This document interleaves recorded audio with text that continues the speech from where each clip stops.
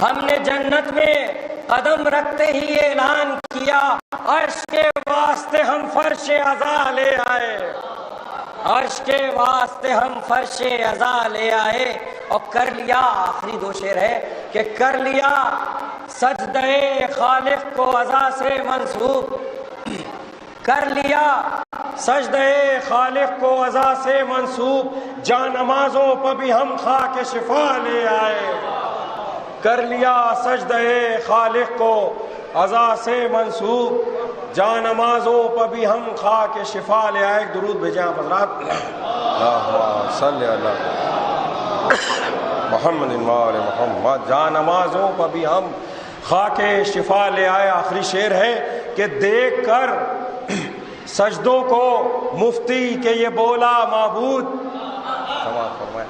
دیکھ کر سجدوں کو مفتی کہ یہ بولا معبود، تم سے کیا ہم نے منگایا تھا یہ کیا لے آئے، دیکھ کر سجدوں کو مفتی کہ یہ بولا معبود، تم سے کیا ہم نے منگایا تھا یہ کیا لے آئے۔ دس بستہ گزارش ہے شاعر اہل بیت برادرم جناب حیدر رضا صاحب حیدر لکھنوی سے یہ تشریف لائیں اور بارگاہ امام میں منظوم نظرانے عقیدت پیش کریں۔ بآواز بلند نعرہ صلوات۔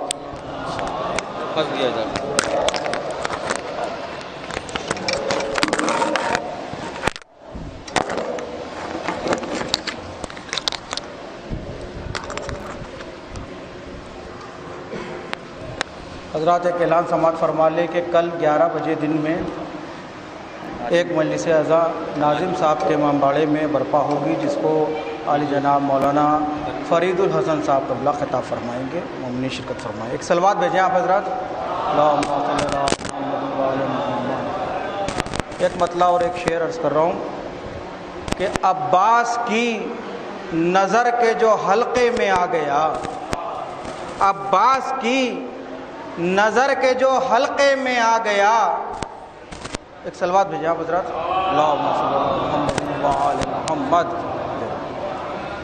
عباس کی نظر کے جو حلقے میں آ گیا، گویا وہ شخص موت کے پنجے میں آ گیا، گویا وہ شخص موت کے پنجے میں آ گیا۔ شعر ملاحظہ فرمائیں کہ جیسے ہی کربلا کو خریدا حسین نے، جیسے ہی کربلا کو خریدا حسین نے، سارا علاقہ خلد کے نقشے میں آ گیا، سارا علاقہ خلد کے نقشے میں آ گیا۔ سلام کے بس بہت مختصر سے شعر پیش خدمت ہیں، اس کے بعد مولانا موصوف مجلس کو خطاب فرمائیں گے۔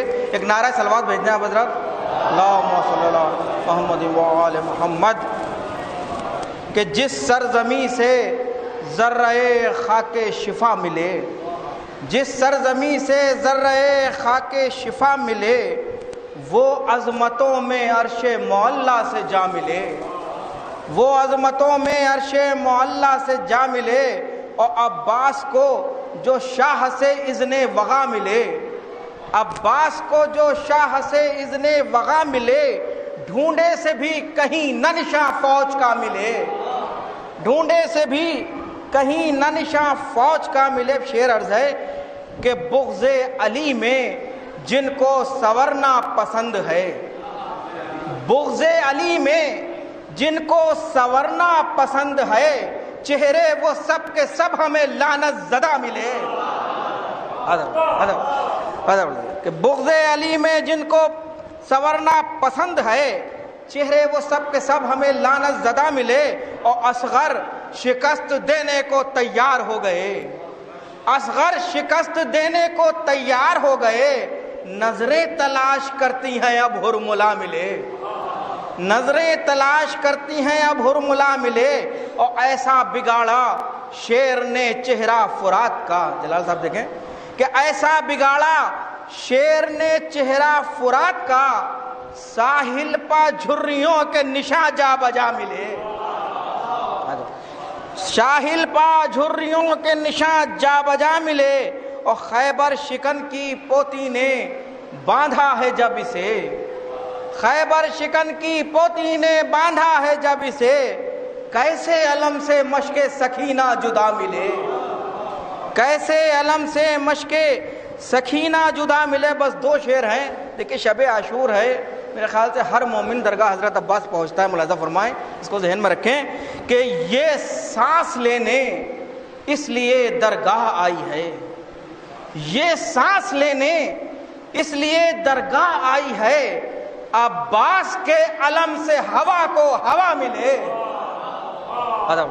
یہ سانس لینے اس لیے درگاہ آئی ہے، عباس کے علم سے ہوا کو ہوا ملے، اور پہچان لیجئے، آخری شعر، کہ پہچان لیجئے وہ نسب کا خراب ہے، پہچان لیجئے وہ نسب کا خراب ہے، جو بھی خلاف ماتم شہ بولتا ملے، پہچان لیجئے وہ نسب کا خراب ہے، جو بھی خلاف ماتم شہ بولتا ملے۔ بس ادب گزارش کر رہا ہوں خطیب مجلس عالی جناب مولانا عباس ناصر سعید اباقاتی صاحب سے کہ تشریف لائیں، مجلس کو خطاب فرمائیں۔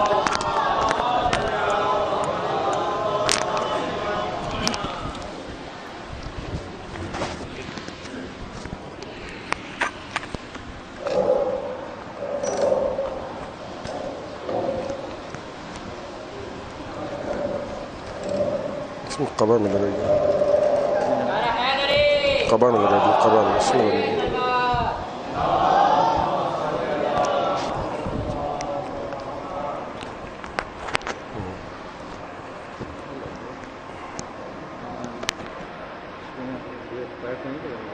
تھوڑا پیچھے کی، تھوڑا سا پیچھے تو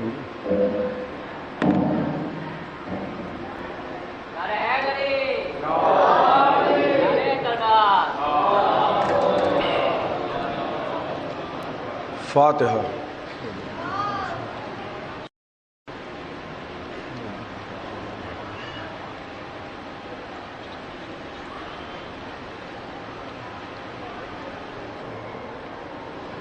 اعوذ باللہ من الشیطان اللعین الرجیم، بسم اللہ الرحمن الرحیم، الحمد للہ الذی لا یفرح منع والجمود ولا یبدیہ عطاء والجود، اذ کل موت منتقص سوا وکل مانع مذموم ما خلا، هو المنان بفوائد النعم وأوائد المزید والقسم، ما اختلف علیہ دہر فیختلف منہ الحال، ولو كان في مكان فيجوز عليه الانتقال، جلت عظمته، والصلاة والسلام على النبي الأمي الخاتم لما سبق والفاتح لمن غلق، المعلن الحق بالحق أبي القاسم محمد،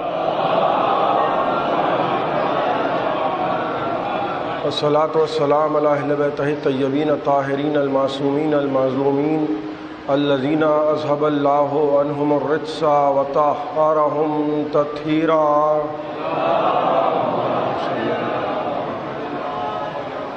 أما بعد، فقد قال سبحانه وتعالى في محكم كتابه المجيد ومتقن خطابه الحميد وقوله الحق، بسم الله الرحمن الرحيم، إن هذه تذكرة فمن شاء اتخذ إلى ربه سبيلا۔ ایک صلوات پڑھ دے محمد وآل محمد۔ حضرات، اس سے پہلے کہ گفتگو شروع کروں، چند باتیں میں چاہتا ہوں کہ آپ حضرات کے گوش گزار کر دوں۔ ایک تو یہ عشرہ جو یہاں ہو رہا ہے سعید الملت ہال شیعہ کالج میں، یہ لکھنؤ کے قدیم ترین عشروں میں اس کا شمار ہے، اور مجلسیں یہ ہمارے گھر کی ہیں، اور اس مجلس کے بانی صاحب ابقات الانوار علامہ میر حامد حسین موسوی تھے، جن کی کتاب کو بالاتفاق علماء عرب و عجم نے بزرگ ترین مذہب شیعت قرار دیا ہے۔ امامت کے سبجیکٹ پر، ولایت کے سبجیکٹ پر اس سے بڑی کتاب شیعہ مذہب میں آج تک لکھی نہیں گئی ہے، اور یہ شرف بھی اس شہر کو حاصل ہے، اسی لکھنؤ کو یہ شرف حاصل ہے کہ جہاں ایک طرف انیس و دبیر اردو میں دفاع کر رہے تھے مذہب کا، اسی طریقے کے یہاں ایسے ایسے علماء موجود تھے کہ جو عربی فارسی میں ایسی ایسی کتابیں لکھ رہے تھے کہ جب نجف جاتے تھے لوگ اور وہاں جا کے مسئلہ پوچھتے تھے تو لوگ وہاں کے علماء یہ کہتے تھے، اس زمانے کے مراجع یہ کہتے تھے کہ جب ایسی شخصیات لکھنؤ میں موجود ہیں تو آپ نجف میں آ کے ہم سے مسئلہ کیوں پوچھ رہے ہیں؟ تو یہ عشرہ جو تھا وہ صاحب ابقات نے کتابیں بھی لکھی ہیں، اور یہ جو آگرہ میں مزار ہے شہید ثالث کا، قبر شہید ثالث جو تھی وہ کھو گئی تھی، جنگلوں میں قبر کا نشان مٹ گیا تھا۔ شہید ثالث کی قبر کو ڈھونڈنے والے صاحب ابقات ہیں وہ علامہ میر حامد حسین موسوی، 12 ہجری میں اپنے بھائی مولانا اعجاز حسین صاحب، جن کی مشہور زمانہ کتاب ہے کشف الحجب، بڑی مشہور کتاب ہے، ان کو ساتھ لے کے گئے وہاں قبر شہید قبر کو ڈھونڈ لیا اور قبر کو دیکھا انہوں نے تو عجیب و غریب جملے لکھے۔ انہوں نے لکھا کہ اگر کوئی بے ایمان اس قبر کو دیکھے تو با ایمان ہو جائے۔ یعنی آپ دیکھ رہے ہیں یہ جو ولایت جو ہوتی ہے، یہ ظاہر سی بات ہے کہ ایک عالم دین دوسرے عالم دین کے سلسلے میں ہی اس طرح کی گفتگو کر سکتا ہے۔ تو یہ جو اشرا ہے یہ اس کے بانی صاحب ابقات ہیں، اور یہ سب باتیں میں اس لیے عرض کر رہا ہوں۔ پھر ان کے بیٹے ناصر الملت جنہوں نے آگرہ میں سالانہ مجلسوں کا قیام کیا، ایک انجمن بنائی گئی، انجمن معین الزائرین، جو اس کا انتظام اہتمام سب کچھ کرتی تھی۔ وقف بورڈ بعد میں بنا ہے اور وہ انجمن معین الزائرین پہلے سے ہے۔ تو مسئلہ یہ ہے کہ وہ پورا انتظام اہتمام سب کچھ ہوتا تھا۔ پھر اس کے بعد یہ لکھنؤ میں ایک علی گڑھ میں جب علی گڑھ مسلم یونیورسٹی بنی ہے، تو نوجوان ذرا سے ان باتوں کو ذرا خاص طور پہ سنیں۔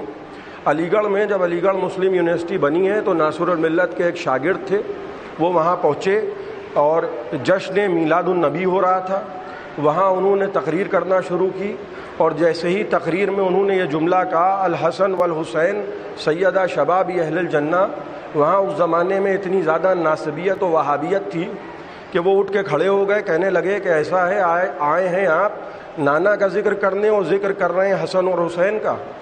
ہر زمانے میں ایسے لوگ رہے ہیں جن کو ذکر حسن اور حسین برا لگتا ہے۔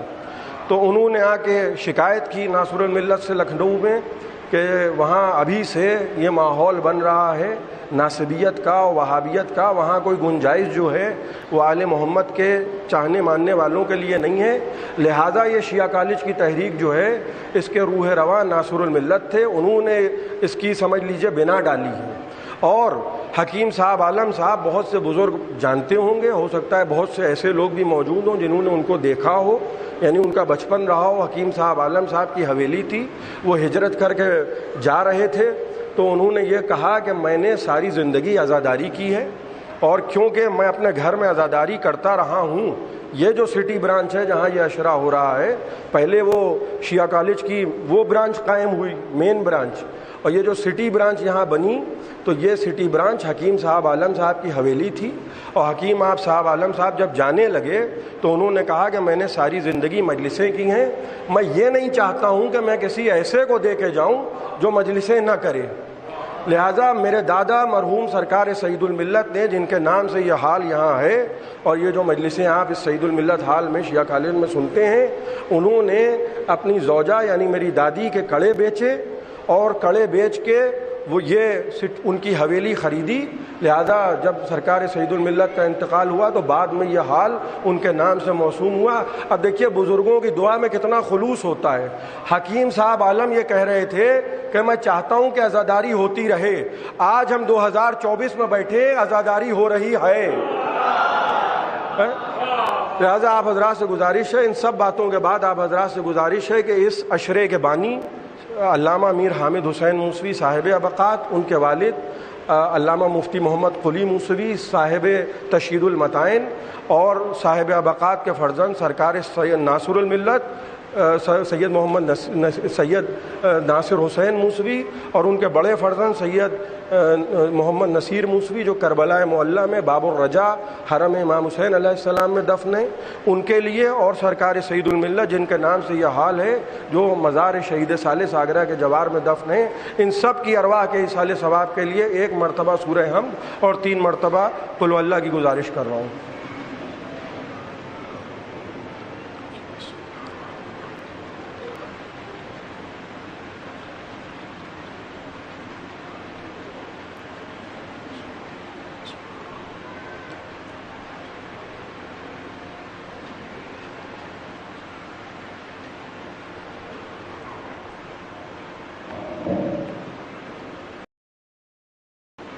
یہ آج شب میں جو یہاں شب عاشور جلوس جو برآمد ہوتا ہے، اس کے لیے بھی حکم ہوا ہے تو میں اعلان کر دوں، حالانکہ میں نے اپنے والد صاحب سے بارہا یہ سنا ہے، بہت ساری چیزیں میں نے سنی ہیں، اور اس علم جو شب عاشور کا ہے اس کے بانی قیصر حسین صاحب ایڈوکیٹ تھے، جنہوں نے اس علم کی بنا ڈالی تھی جو یہ شب عاشور کا علم برآمد ہوتا ہے۔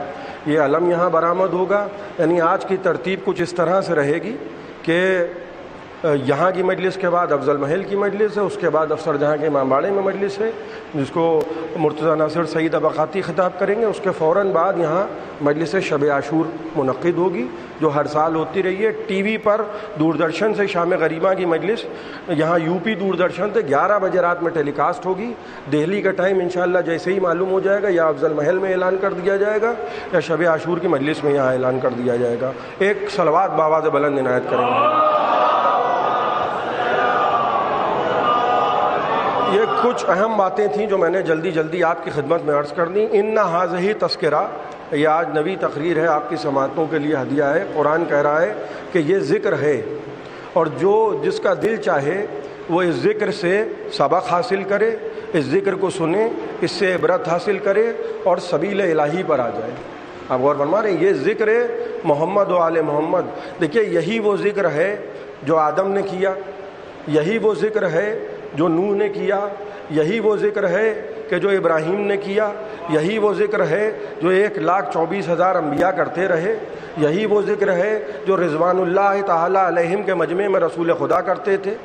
علی کا ذکر، فاطمہ کا ذکر، حسن کا ذکر، حسین کا ذکر، یہی وہ ذکر ہے کہ جب کعبہ بنایا جا رہا تھا تو ابراہیم دعائیں مانگ رہے تھے کہ پروردگار، دیکھیے ہر چیز جو ہے وہ سلسلہ چاہتی ہے، ہر چیز۔ میں نوجوانوں سے خطاب کر رہا ہوں، دیکھیے آج نوجوان جب مجلس میں آ کے آپ نوجوان بیٹھ جاتے ہیں، آپ یقین جانیے آپ سے ہر ایک کو بہت ہمت ملتی ہے، آپ سے ہر ایک کو بہت ڈھارس ملتی ہے۔ آپ جو یہ نعرے لگاتے ہیں تو یہ جو بوڑھے بزرگ بھی ہوتے ہیں ان کی بھی جوانی پلٹنے لگتی ہے، اور خدا نخواستہ ہزار قرآن درمیان آپ ایسے ہوتے کہ گویا کوئی دلچسپی نہیں ہے مجلس ماتم سے، تو بزرگوں کو کیا، ہم کو بھی کوفت ہو رہی ہوتی کہ بھئی فائدہ کیا ہے، اتنی محنت انسان کرے، اتنا کلیجہ نکال کے پڑھے، لیکن کوئی جو ہے وہ کوئی دلچسپی نہیں ہے، کیونکہ آپ کی ماؤں نے آپ کو آپ کی ایسی تربیت کی ہے کہ آپ ذکر حسین سنتے ہیں۔ یہی تو حسین کی حکومت ہے۔ جناب ابراہیم علیہ السلام جب کعبہ بنا رہے تھے، میں بغیر کسی تمہید کے عرض کر رہا ہوں، تو کعبہ بناتے ہوئے جناب ابراہیم علیہ السلام ایک بیٹے کو ساتھ لیا۔ بیٹا کون ہے؟ اسماعیل۔ اور باپ بیٹے دونوں مل کے خانہ کعبہ بنا رہے ہیں، اور خانہ کعبہ میں ایک پتھر رکھتے جا رہے ہیں۔ پتھر رکھا، ایک پتھر رکھا، دوسرا رکھا، تیسرا رکھا۔ اس کے بعد جب پتھر سب مکمل ہو گئے، پتھر رکھ چکے، اور آخری پتھر رکھا تو جناب ابراہیم علیہ السلام نے دعا مانگی۔ اور وہ جناب ابراہیم علیہ السلام نے دعا کیا مانگی؟ کہنے لگے پروردگار میری اس محنت کو قبول فرما۔ پہلی چیز تو یہ کہ ہم دونوں کو مسلم قرار دے، میری اس محنت کو قبول کرما۔ وفی ذریتنا امتا مسلمتا لک، اور میری نسل کو مسلم بنا دے، میری پوری کی پوری نسل کو مسلم بنا دے۔ کون دعا کر رہا ہے؟ ابراہیم خلیل خدا۔ اور کب دعا کر رہے ہیں؟ کعبہ بناتے جاتے ہیں، کہہ رہے ہیں پروردگار اس گھر کو قبول کر لے، ہم نے محنتوں سے بنایا ہے، میں نے اور میرے بیٹے نے۔ یعنی ابراہیم نے یہ نہیں کیا کہ لوگوں کو ساتھ لگا لیتے، محنت مزدوری کا کام کرنے کے لیے لوگ ہوں گے، لیکن ابراہیم علیہ السلام ہدایت کا گھر بنا رہے ہیں۔ تو ابراہیم یہ بتا رہے ہیں کہ جو ہدایت کے لیے بنایا جاتا ہے وہاں دائیں بائیں والوں کا کوئی رول نہیں ہوا کرتا۔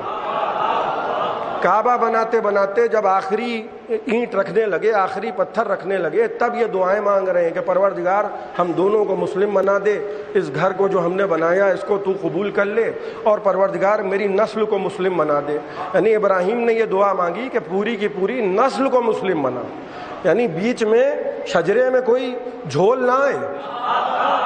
اور فرما رہے ہیں کوئی یہ نہ ہو کہ بیچ میں کوئی کھڑا ہو کے کہے کہ آپ کہاں سے نمودار ہو گئے، بیٹھ جائیے بیٹھ جائیے بیٹھ جائیے بھیا بیٹھ جائیے۔ ایک صلوات پڑھ دیے محمد و آل محمد۔ کوئی یہ نہ کہے کہ بھئی یہ شجرے میں جھول کیسے آ گیا۔ ابراہیم دعا کر رہے ہیں۔ اب آپ کی توجہ ہے تو یہ جملہ میں نوجوانوں کے لیے فقط تمہیداً عرض کر رہا ہوں۔ دیکھیے اگر خلیل کی دعا قبول نہیں ہوگی تو یہ سمجھ لیجئے کہ کسی کی دعا قبول نہیں ہوگی۔ اگر خلیل کی دعا قبول نہیں، پوری کی پوری نسل مسلم، ابراہیم بھی مسلم، دیکھیے سب سے پہلے جو مسلم کا لفظ استعمال ہوا ہے وہ ابراہیم کے لیے مسلم کا لفظ استعمال ہوا ہے. جس کو قرآن نے مسلم کہا اسی کو قرآن نے شیعہ کہا. پتہ چلا دو ہمیشہ سے رہے ہیں، مسلم اور شیعہ. اب بعد میں کون کہاں سے آ گیا، بھائی میں نہ کبھی وہاں گیا ہوں اور نہ مجھے ان کی تاریخ معلوم ہے. سیدھی سیدھی بات، میں نے جو قرآن میں پڑھا لفظ مسلم پڑھا، لفظ شیعہ پڑھا. اب ابراہیم کو مسلم بنا دیا، ان کی نسل کو امت مسلمہ قرار دے دیا. جناب ابراہیم علیہ السلام دعا مانگ رہے ہیں، کہنے لگے پروردگار وابعث فیہم رسولا، اے پروردگار جو ایک رسول بھیج دے ہماری نسل میں. کس کو بھیج دے؟ ایک رسول کو مبعوث کر، ایک رسول آخر الزماں کو میری نسل میں. یہ شرف کہیں اور نہ جائے، یہ شرف میرا ہو، یعنی نبوت بھی میرے خاندان میں آئے، امامت بھی میرے خاندان میں آئے. شجرہ ایک ہو، ایک سلسلہ نبوت کا ہو، ایک سلسلہ امامت کا ہو. جناب ابراہیم علیہ السلام کی دعا قبول ہوئی اور اللہ نے ابراہیم، لیکن دیکھیے دعا کیا کر رہے تھے ابراہیم؟ نسل کو مسلم بنا. دیکھیے نبی کافروں میں نہیں آئے گا، نبی ایسوں میں نہیں آئے گا جن کے حسب نسب کا پتہ نہ ہو. نبی اشراف میں آئے گا، نبی مومنوں میں آئے گا. یعنی نبی کے ماں باپ کافر نہیں ہوتے. میں نے عرض کیا تھا کہ ہمارے علماء اس بات پر متفق ہیں کہ نبی کے ماں باپ کافر نہیں ہوتے اور کافر کی اولاد نبی نہیں ہوتی. نبی ابراہیم نے دعا کی نسل مسلم ہو، تو ایک نسل مسلم تھی، ایک نسل مسلم تھی، ایک نسل مسلم تھی. باقی تھے کافر. جو پہلے سے مسلم تھے وہ بنے علیہ السلام، جو بعد میں آئے وہ بنے رضی اللہ. بھائی ایک صلوات پڑھیے محمد و آل محمد.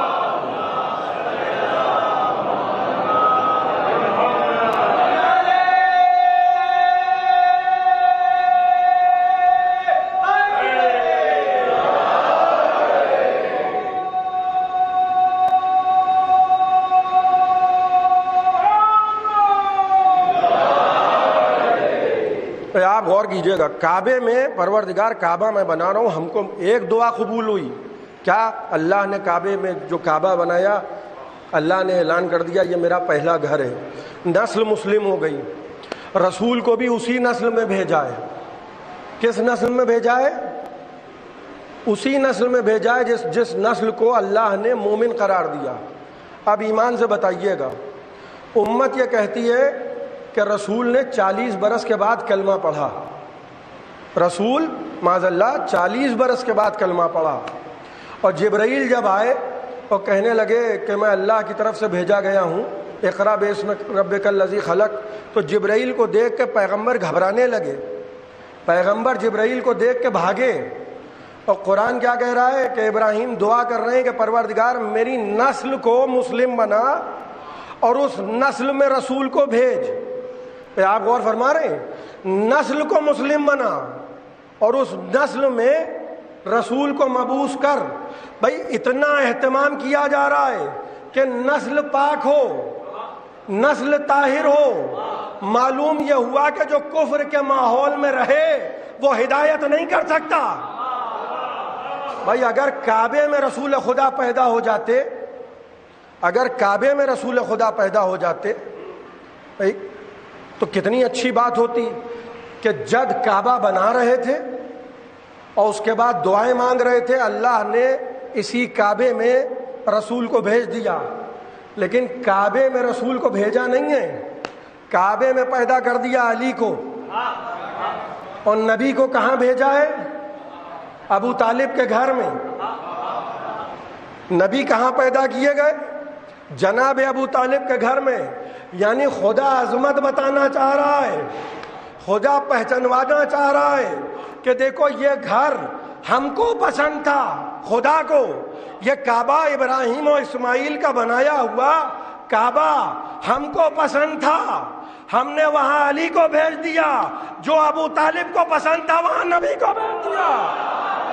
ایک صلوات پڑھے محمد و آل محمد. بھائی ایک باواز بلند مل جل کے صلوات پڑھیں محمد و آل محمد۔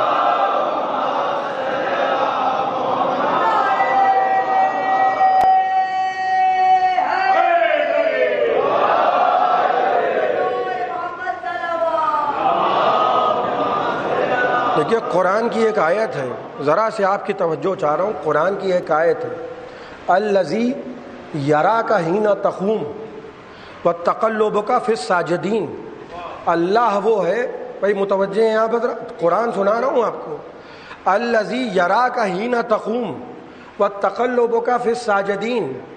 اللہ وہ ہے کہ جس نے آپ کو میرے حبیب دیکھا، بھائی توجہ سے سنیے گا یہ آیت، اللہ وہ ہے میرے حبیب جس نے آپ کو دیکھا، پاک رحموں میں سجدہ کرتے ہوئے دیکھا، یعنی جب نبی پیدا نہیں ہوئے، اسلاب میں ہیں، ارحام میں ہیں۔ قرآن کیا کہہ رہا ہے؟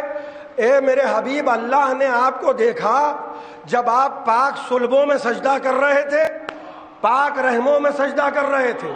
تو جو نسلوں میں طاہر ہوتا ہے اسی کے لیے آیا تطہیر آتی ہے۔ آپ غور کر رہے ہیں نبی کہاں سے سجدہ کر رہے ہیں؟ الذی یراک حین تقوم وتقلبک فی الساجدین۔ اب جب نبی اس دنیا میں آئے کتنی عبادتیں کی ہیں رسول نے، حالانکہ وہ اور ہوتے ہیں جو جنت کے لیے عبادت کرتے ہیں، اور نبی اور ہیں، نبی عبادتیں کرتے تھے، اور اتنی عبادتیں کرتے تھے کہ پیروں پہ ورم آ گیا۔ ذرا آپ کی توجہ رہے، پیروں پہ ورم آ گیا، اتنی عبادتیں کرتے تھے رسول خدا، اور فرمانے کتنی عبادتیں کرتے تھے کہ پیروں پہ ورم آ گیا۔ اور جب پیروں پہ ورم آ گیا، راتوں کو جاگ جاگ کے عبادتیں کر رہے ہیں۔ متوجہ ہیں حضرات، راتوں کو جاگ جاگ کے عبادت کر رہے ہیں۔ اور ایک مرتبہ رات کی تاریکی میں رسول اٹھے، وضو کے لیے ظرف اٹھایا، جبرائیل نازل ہوئے اور آ کے یہ قرآن کا سورہ سنایا، یا ایھا المزمل قم اللیل الا قلیلا۔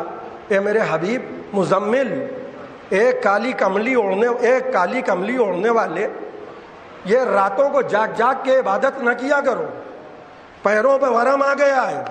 اللہ یہ نہیں چاہتا کہ اتنی زیادہ عبادتیں کرو، اس لیے کہ تمہیں اتنی عبادتیں کرنے کی ضرورت نہیں ہے۔ دیکھیے نماز پڑھنے والے اور ہوتے ہیں، نماز سکھانے والے اور ہوتے ہیں۔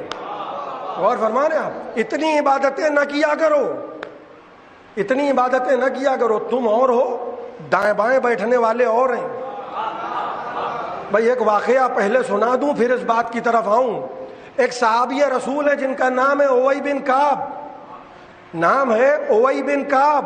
مسجد میں آئے، مسجد نبوی میں، حافظ قرآن بھی ہیں، صحابی رسول بھی ہیں، نبی موجود ہیں، اور انہوں نے آ کے ایک مرتبہ اللہ اکبر کہہ کے نماز شروع کی۔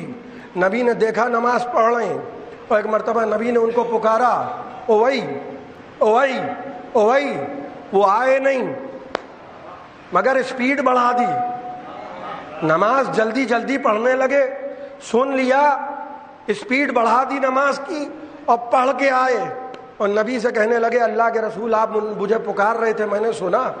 تو نبی حافظ قرآن سے کہہ رہے ہیں، صحابی سے کہہ رہے ہیں، حافظ سے کہہ رہے ہیں، صحابی سے کہہ رہے ہیں کہ وہ یہ بتاؤ جب تم نے سن لیا تھا کہ میں بلا رہا ہوں تب کیوں نہ آئے؟ تو دیکھیے ہم ایسے ہی برا نہیں مانتے ہیں، ہم دیکھتے ہیں نبی بلا رہے ہیں وہ آ نہیں رہے، ہم یہ دیکھتے ہیں کہ نبی بلاتے تھے اور وہ آتے نہیں تھے۔ نبی نے کہا جب سن لیا تھا تب کیوں نہ آئے؟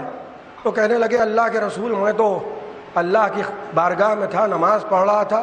کہنے لگے او بھائی یہ بتاؤ یہ نماز تم کو سکھائی کس نے؟ نبی کس سے کہہ رہے ہیں؟ صحابی سے۔ کہنے لگے اللہ کے رسول آپ نے سکھائی ہے۔ کہا او بھائی قرآن پڑھا ہے؟ کس سے کہہ رہے ہیں؟ حافظ سے۔ قرآن پڑھا ہے تم نے؟ کہنے لگے اللہ کے رسول میں تو حافظ قرآن۔ کہا بھئی کیسے حافظ ہو؟ تم نے قرآن میں نہیں پڑھا یا ایھا الذین آمنوا استجیبوا للہ وللرسول اذا دعاکم لما یحییکم، اے صاحبان ایمان جب بھی اللہ اور اس کا رسول تمہیں بلائے لبیک کہو۔ عجیب جملہ کہا صحابی نے، بھئی اس جملے پہ تو آپ خود داد دیں گے۔ کہنے لگے اللہ کے رسول پڑھا تو تھا، سمجھا آ جائے۔ معلوم ہوا کہ جب تک کہ محمد نہ سمجھائے قرآن سمجھ میں آئے گا نہیں.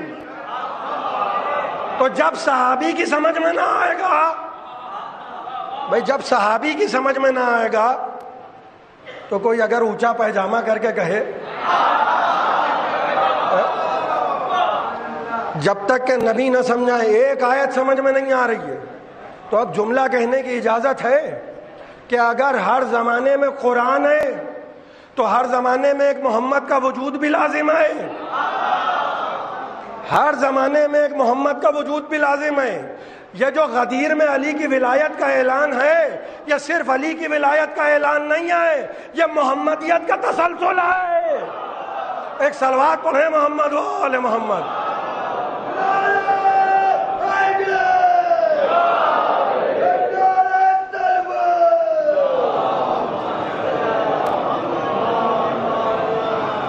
ایک اور صلوات عنایت کریں.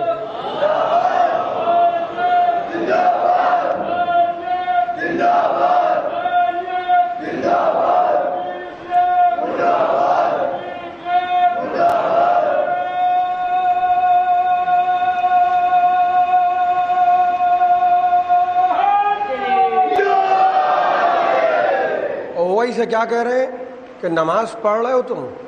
کس نے سکھائی ہے؟ کہنے لگے اللہ کے رسول آپ نے سکھائی ہے نماز. کہا اوئی بن کعب قرآن پڑھو، ہماری آواز پہ لبیک کہو. اور فرمایا دیکھیں صحابی جو رسول کی عظمت سمجھ لیجئے، عظمت رسول سمجھ لیجئے. رسول ایسے لوگ نہیں سمجھا پائیں گے، رسول ایسے لوگ رسول کو نہیں سمجھا پائیں گے جو رسول کو اپنے جیسا سمجھتے ہو. صرف چھوٹی سی ٹوپی لگا لینا اور مونچھیں غائب کر لینا اور وہ سرما لگا لینا آنکھوں میں، پیجامہ اونچا کر لینا، اس سے رسول سمجھ میں نہیں آئیں گے. رسول کو سمجھنا ہے، اسٹیٹس سمجھیے رسول کا. صحابی کو یہ حکم دیا جا رہا ہے کہ نبی بلائے تو نماز توڑو. تمہاری نماز قبول نہیں ہے. کیوں؟ کیونکہ نماز ہے فروع دین، نبی ہیں اصول دین. آپ غور فرما رہے ہیں؟ نبی ہیں اصول دین، توڑو نماز. اور اس کے بعد جبرائیل کیا کہہ رہے ہیں یہاں کے؟ آپ کو ضرورت نہیں ہے لمبی لمبی نمازیں پڑھنے کی، وہ تو امت پڑھے، جس کو جنت میں جانا ہو وہ نمازیں پڑھے اور اہل بیت کے صدقے میں پڑھے. یہ تو میں نے آپ کے لیے اعلان کر دیا، ان کے لیے یہ اعلان نہیں تھا. آپ غور کر رہے ہیں؟ نماز توڑو. اور نبی سے کیا کہا جا رہا ہے کہ پیروں میں تمہارے ورم آ گیا ہے. اے میرے حبیب یہ لمبی لمبی عبادتیں نہ کرو. آپ غور کر رہے ہیں؟ عبادتیں گھٹاؤ، عبادتیں گھٹاؤ، عبادتیں گھٹاؤ. یہ اعلان ہو رہا ہے نبی کے لیے، گھٹاؤ گھٹاؤ. الا قلیلا، الا قلیلا، الا قلیلا. کم پڑھو، کم پڑھو، کم پڑھو. خدا کی قسم اللہ کا قانون نہیں بدلتا. کل جو کہہ رہا تھا کم کم کم کم کم، نواسا آ کے پشت پہ بیٹھا.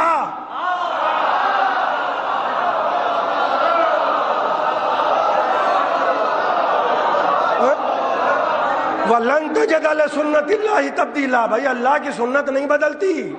لیکن ادھر آ کے حسین بیٹھے پشت نبوت پر، کل جو کہہ رہا تھا الا قلیلا، الا قلیلا، الا قلیلا، وہ کہہ رہا ہے بڑھاؤ بڑھاؤ بڑھاؤ. ایک صلوات پڑھے محمد و آل محمد.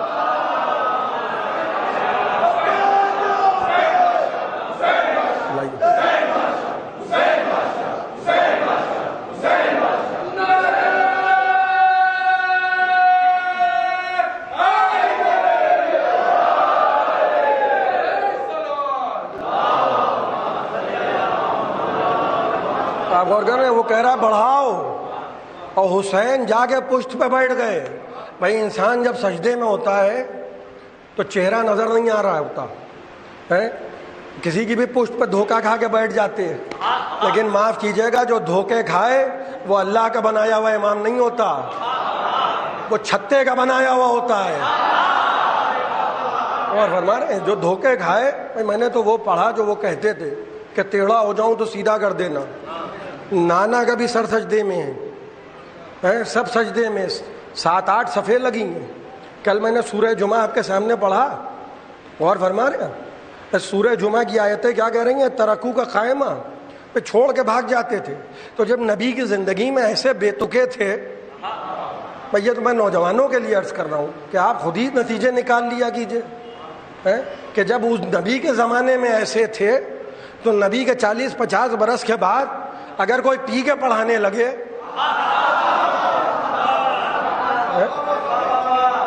اور اس کے بعد شعر و شاعری کے بھی موڈ میں آ جائے، اب وہ کس کا بھائی تھا، وہ کس کا رشتہ دار تھا، یہ ہم سے نہ پوچھئے گا کہ وہ کس کے سگے بھائی تھے، سگے رشتہ دار تھے، ناتا رشتہ کہاں ہے، خیر بات کہیں اور نہ جائے۔ حسین آ کے پشت پہ بیٹھے، نانا سجدے میں کہیں بھی بیٹھ جائیں۔ دیکھیے بادشاہ جو ہوتا ہے وہ اپنی مسند کو پہچانتا ہے، گھر میں تو وہ تکلف ہے، گھر میں تو وہ تکلف ہے کہ ماں کی چادر میں جب نانا آرام کر رہے ہیں، اچھا جب نانا آرام کر رہے ہیں آپ یہ بھی تو سوچئے، تو فاطمہ یہ بھی تو کہہ سکتی ہیں کہ بچوں نہ جاؤ، متوجہ ہیں آپ، نہ جاؤ بچوں، اس لیے کہ نانا آرام کر رہے ہیں، یہ ان کی استراحت کا وقت ہے اور فرما رہے ہیں۔ لیکن فاطمہ جانتی ہیں کہ حسن اور حسین سبب رحمت ہیں، سبب زحمت نہیں ہیں۔ یہاں تو کچھ نہ پوچھا، وہاں کہنے لگے نانا اجازت ہے، بھائی ماں کے گھر میں اپنی چار دیواری ہے، پراپرٹی اپنی ہے، اب یوں تو پورے کے پوری دنیا ہی نہیں کی ہے، میں غلط نہیں عرض کر رہا ہوں، آپ حدیث کسا میں پڑھ لیجئے، اسی لیے ان کی محبت میں بنایا ہے، جو کچھ ہے وہ ان کی محبت میں ہے۔ ماں کا گھر، ماں کی چادر، ماں کے بابا، اجازت دیجئے تو آ جائیں، اجازت دیجئے تو آ جائیں۔ میرے ایک مرتبہ مجمع کو خوش کرنے کے لیے وہاں بھی کہہ دیتے کہ نانا اگر اجازت ہو تو میں آپ کی پشت پہ سوار ہو جاؤں، مگر وہاں اجازت نہیں طلب کر رہے ہیں، گھر میں اجازت لے رہے ہیں، اس لیے کہ گھر میں آئے گی آئے تطہیر۔ بچے جانتے ہیں کل ملا کہہ دے گا کہ بچوں کو معلوم ہی نہیں تھا کہ آئے تطہیر نازل ہوگی، کھیلتے ہوئے چلے آئے۔ آپ غور کر رہے ہیں، اجازت لے کے چادر کے اندر آ رہے ہیں، بتا رہے ہیں تم اور ہو ہم اور ہیں۔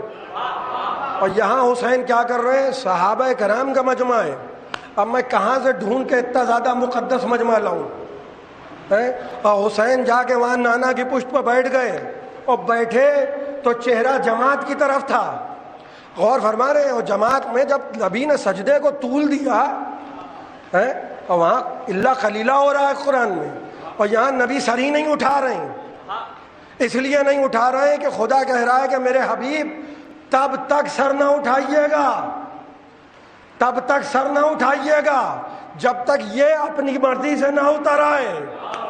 معلوم ہوا آج حسین کی مرضی ہے، جو حسین کی مرضی ہے وہ خدا کی مرضی ہے، سر نہ اٹھائیے گا۔ اب یہ رضوان اللہ تعالی جو تھے وہ سر اٹھاتے تھے کہ بھائی ماجرا کیا ہے، اتنا طولانی سجدہ، سر اٹھایا دیکھا حسین بیٹھے ہیں، سر جھکا لیا، سر اٹھایا حسین بیٹھے ہیں، سر جھکا لیا، سر اٹھایا حسین بیٹھے ہیں، سر جھکا لیا، کچھ بھی نہ ہوا، کسی کی نماز نہ ٹوٹی، زیارت حسین بھی ہوتی رہی، عبادت خدا بھی ہوتی رہی۔ ایک صلوات پڑھیں محمد و آل محمد۔ بھائی اس سے بہتر ایک صلوات عنایت کرے محمد و آل محمد۔ اے میرے حبیب،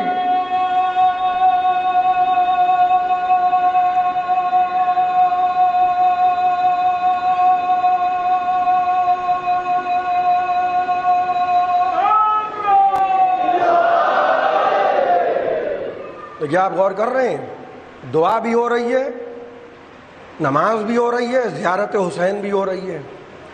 یہ بعد میں لوگ کہنے لگے اللہ کے رسول اتنا طولانی سجدہ کیا آپ نے، اتنا طولانی سجدہ کیا۔ بھائی ذرا میری طرف متوجہ رہیے، سجدہ آپ کا اتنا طولانی تھا کہ ہم تو یہ سمجھے کہ وحی نازل ہو رہی ہے، ہم یہ سمجھے کہ وحی قرآن نازل ہو رہا ہے۔ نبی نے کہا وحی نہیں تھی، وہی تھا،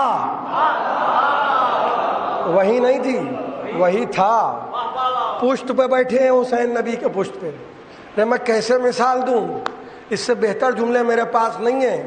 جیسے رحل پہ قرآن رکھا ہوتا ہے، ویسے ہی پشت نبوت پہ حسین بیٹھے ہیں، وہ اور ہوتے ہیں جو تخت پہ بیٹھ کے حکمرانی کرتے ہیں۔ بھائی اس مجلس کا نہ کہیں اشتہار تھا، میں ایمان سے میں بتا رہا ہوں، نہ پوسٹر آپ نے چھپے ہوئے دیکھے ہوں گے، نہ کسی کو فون کر کے بلایا گیا کہ مجلس میں ضرور آئیے گا، یہ کچھ انتظام نہیں ہے۔ اچھا کوئی نہیں کہتا ہے کہ مجلس میں ضرور آئیے گا، روز فون کیے جا رہے ہیں، روز بلاوا دیا جا رہا ہے۔ دیکھیے دنیا جانتی ہے کہ نام حسین میں وہ اثر ہے کہ جیسے ہی مجلس کا انتظام ہوگا کوئی گھروں میں آپ کو روک نہیں سکتا ہے۔ کیوں؟ کیونکہ آپ کے دلوں پر حسین کی حکومت ہے۔ ذرا بول کے سنیے گا، آپ کے دلوں پر حسین کی حکومت ہے۔ تو اب جملہ کہنے کی اجازت ہے، لکڑی کے تخت پر بیٹھ کے حکمرانی اور ہوتی ہے اور دلوں پہ حکومت اور ہوتی ہے۔ ایک صلوات پڑھیں محمد و آل محمد۔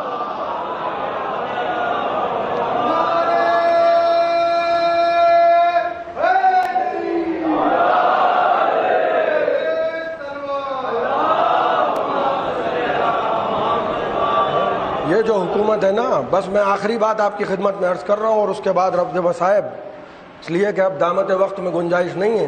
آیا تھا نا یہودیوں کا ڈیلیگیشن، میں نے عرض کیا تھا، اور آگے خلیفہ سے کہنے لگے کہ آپ کے ہاں قرآن میں ایک ایسی آیت ہے، قرآن میں ایک ایسی آیت ہے کہ اگر تورات میں ہوتی تو ہم اس روز عید منا رہے ہوتے۔ کس سے کہہ رہے ہیں؟ خلیفۃ المسلمین سے، جو بنے بیٹھے ہیں۔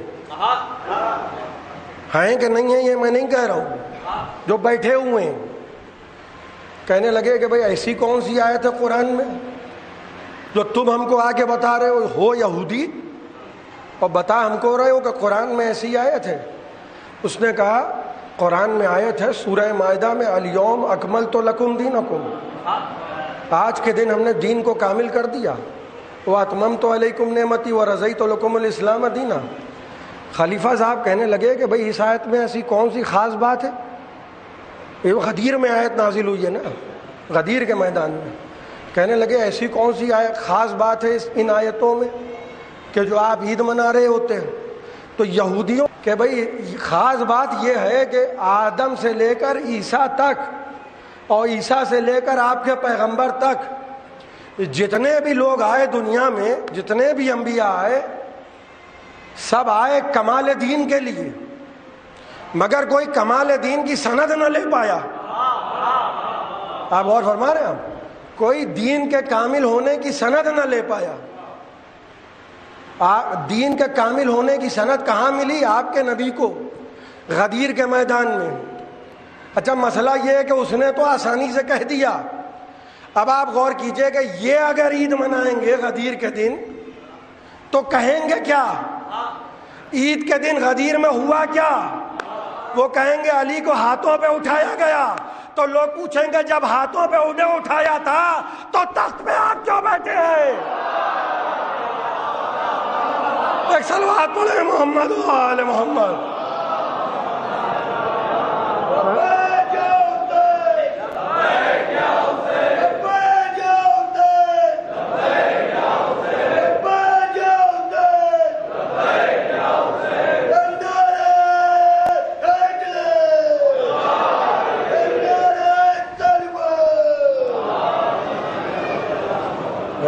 تخت پہ آپ کیوں بیٹھے ہوئے ہیں؟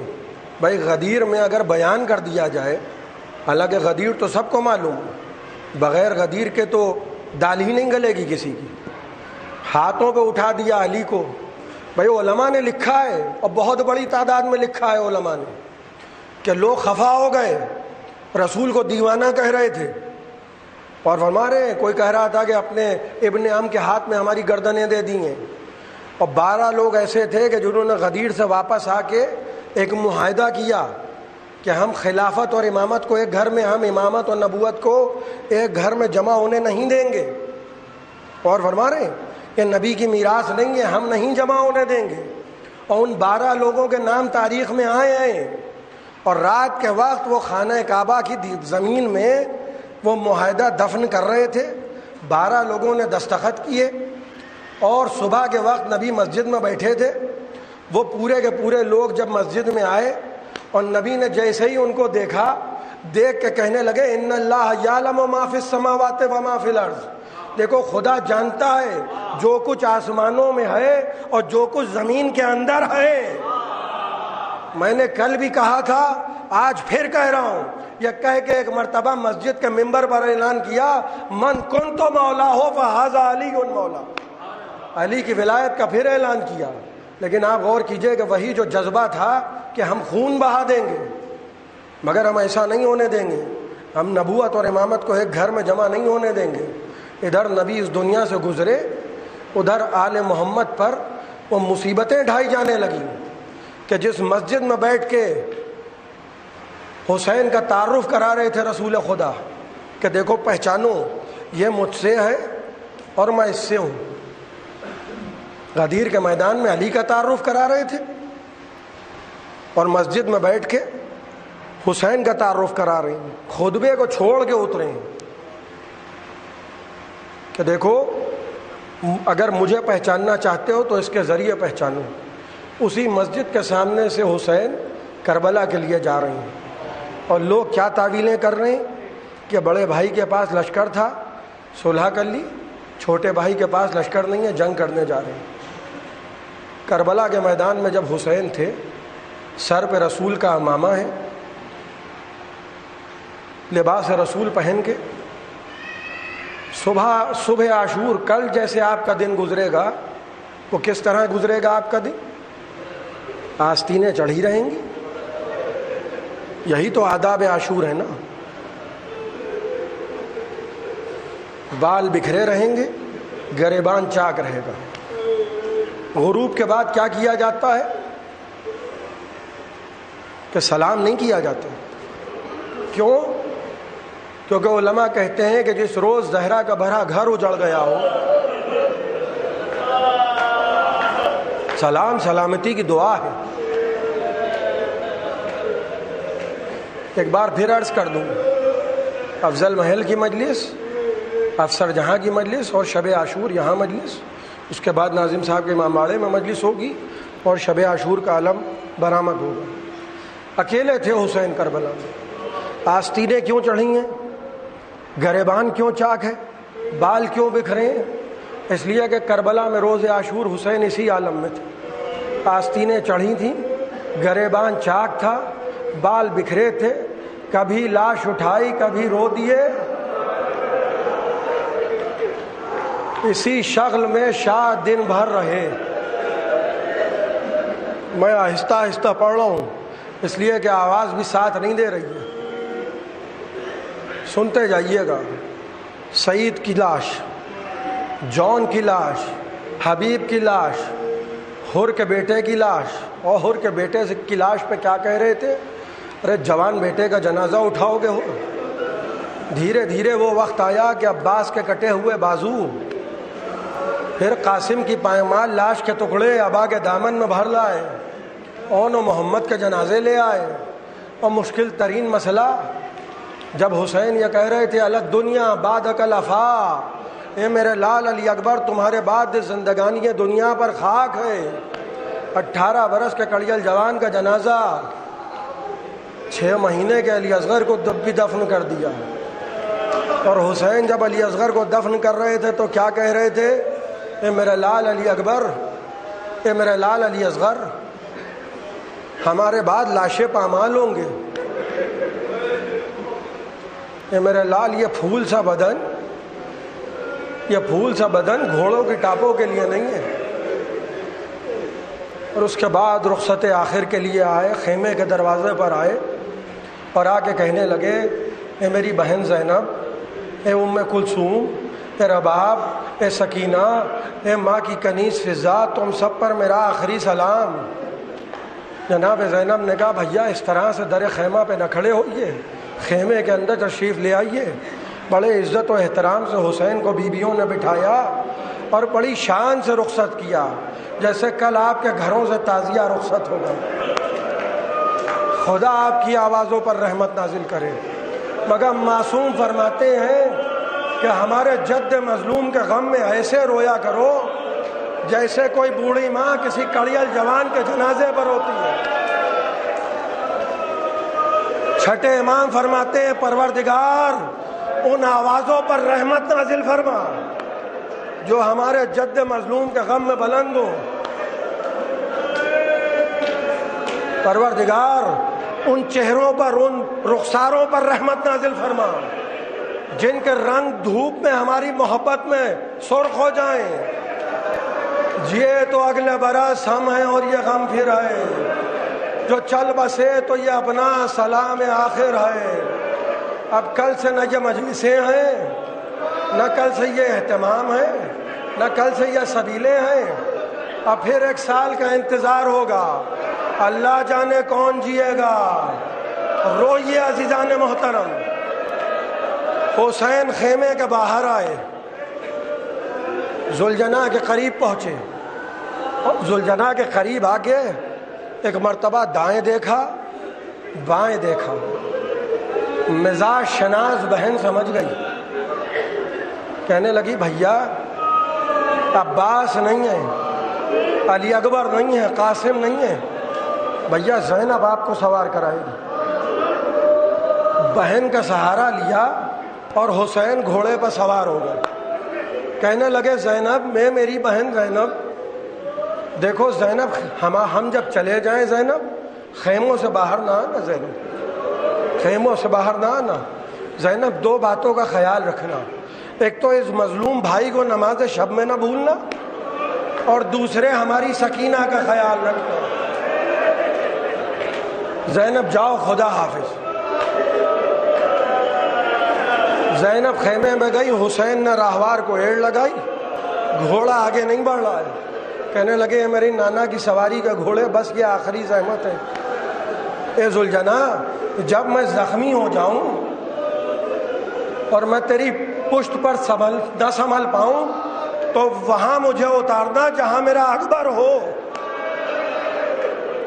گھوڑا آگے نہیں بڑھ رہا ہے۔ ایک مرتبہ ذوالجناح کی باہوں میں باہیں ڈال دی کہ میرے نانا کی سواری کے گھوڑے، بس یہ آخری زحمت ہے۔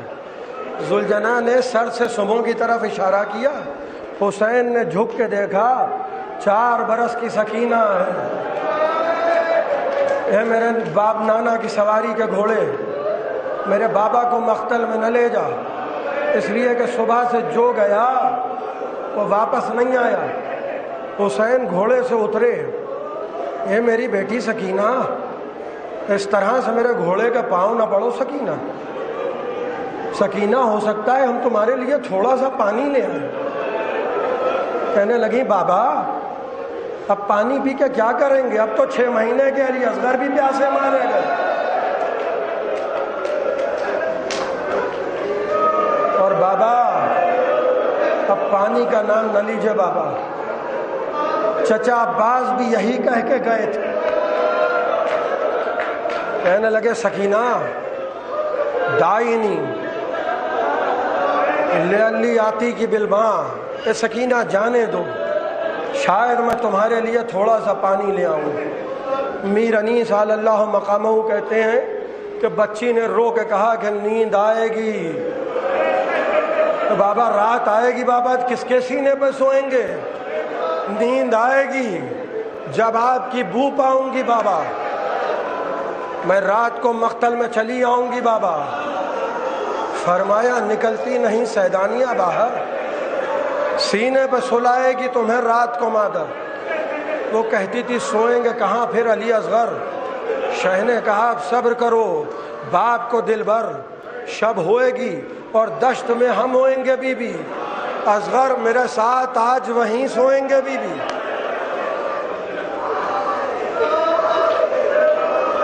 اصغر میرے ساتھ آج وہیں سوئیں گے بی بی۔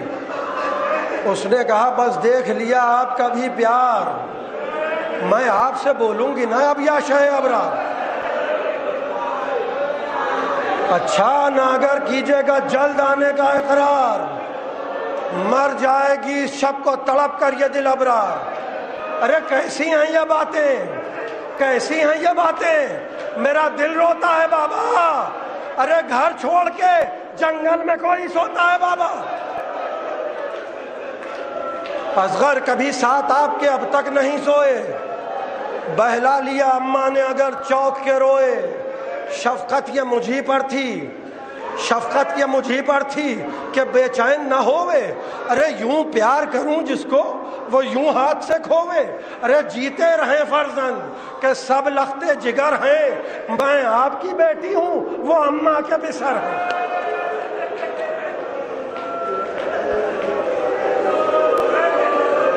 میں آپ کی بیٹی ہوں وہ اماں کے پسر ہیں۔ ارے شہ نے کہا اے میری بیٹی سکینہ، اے میری بیٹی سکینہ جانے دو ہمیں، لعلی آتی کہ بالماء، شاید ہم تمہارے لیے تھوڑا سا پانی لے آئیں۔ سکینہ در خیمہ پہ کھڑی رہی، بابا گھوڑے پہ سوار ہوئے اور اس کے بعد مقتل میں آئے حسین۔ فاتح خیبر کا لال ہے، ایک مرتبہ تلوار کو نکالا اور جلال کے عالم میں فوج کو دیکھا، ایسا حملہ کیا حسین نے، تم نے میرے عباس کو مار ڈالا، تم نے میرے علی اکبر کو مار ڈالا، تم نے میرے بھائی کے یتیم کو مار ڈالا، تم نے میرے اون محمد کو مار ڈالا، ارے تم نے 6 مہینے کے بچے پہ ترس نہ کھایا۔ حسین بڑھ بڑھ کے حملے کر رہے ہیں، فوج کوفے کی دیواروں سے ٹکرانے لگیں، فاتح خیبر کا لال ہے، بڑھ بڑھ کے حملے کر رہے ہیں۔ ایک آواز آئی، حسین علی اکبر کا واسطہ، علی اکبر کا واسطہ، حسین تلوار روک لو۔ لاش علی اکبر کو دیکھا، تم نے نہ دیکھی جنگ پدر ہے پدر کی جان۔ ذوالفقار کو پوچھا، ذوالفقار کو نیام میں رکھا، حسین پشت فرس پہ بیٹھ گئے۔ ایک مرتبہ فوج نے دیکھا کہ نبی کا نواسا تلوار کو نیام میں رکھ چکا اور پشت فرس کو سر جھکائے پشت فرس پہ بیٹھا ہوا ہے۔ ایک مرتبہ بھاگی بھی فوجیں پلٹنے لگیں، کسی نے تیر چلانا شروع کیے، کسی نے تلواریں مارنا شروع کی، کسی نے نیزے مارنا شروع کیے۔ جس کے پاس کوئی ہتھیار نہ تھا وہ آبا کے دامن میں پتھر بھر لایا، حسین پر پتھر برسائے جا رہے ہیں۔ سنتے ہیں نا آپ مصائب میں، حسین کبھی دائنی جانب جھک رہے ہیں، کبھی بائیں جانب جھک رہے ہیں، حسین دائنی جانب جھک رہے ہیں، کبھی بائیں جانب جھک رہے ہیں۔ جب نیزوں کا وزن دائیں جانب زیادہ ہوتا تھا حسین دائیں جانب جھکتے تھے، جب نیزوں کا وزن بائیں جانب ہوتا تھا حسین بائیں جانب جھکتے تھے۔ بس سنیے، خدا لعنت کرے، ہرملہ آگے بڑھا، ہرملہ آگے بڑھا، حسین پشت فرس میں جھوم رہے ہیں۔ ہرملہ نے حسین کے سینے کا نشانہ لیا، حسین کے دل کا نشانہ لیا، دل کا، چلائے کمان میں تیر جوڑا، تیر چلا حسین کے دل کے آر پار۔ اب حسین پشت پہ سمجھ نہ پائے، زین سے زمین پر آئے مگر زمین پہ نہیں آئے، جسم میں تیر پیوست ہیں۔ حسین آخری سجدہ کرنا چاہتے ہیں، جسم میں اتنے تیر پیوست ہیں، ہاتھوں میں بھی تیر ہیں، 1900 زخم، مگر نبی کا نواسا سجدہ آخر میں سر رکھنا چاہتا ہے۔ جانتے ہیں حسین نے کیا کیا؟ سجدے میں سر رکھ دیا، تیر جسم میں آر پار ہو گئے۔ الہی و سیدی و مولائی یا غیاث المستغیثین اغثنی، اے بے پناہوں کو پناہ دینے والے، اے بے پناہوں کو پناہ دینے والے، مجھے اپنی پناہ میں لے لے۔ سجدے میں سر رکھا، ذکر الہی، حسین خاموش ہو گئے، فوج قریب آنے لگی، ارے جسے پتھر بھی نہ ملے تھے، وہ کربلا کی ریتی سے گرم خاک، کربلا کی جلتی ہوئی خاک حسین کے قدموں میں ڈال رہا تھا۔ فوجیں قریب آنے لگی، کوئی کہہ رہا ہے حسین زندہ ہیں، کوئی کہہ رہا ہے نہیں، روح جسم سے پرواز کر گئی۔ بس میں نے آپ کی زحمتوں کو تمام کیا۔ ایک مرتبہ کسی نے کہا ابھی معلوم ہو جائے گا کہ حسین زندہ ہیں یا روح جسم سے نکل گئی۔ ایک آواز آئی، زینب خیموں سے باہر نکلو، حسین مارے گئے۔ جیسے ہی سنا کوہنیوں کا زور دے کے اٹھے،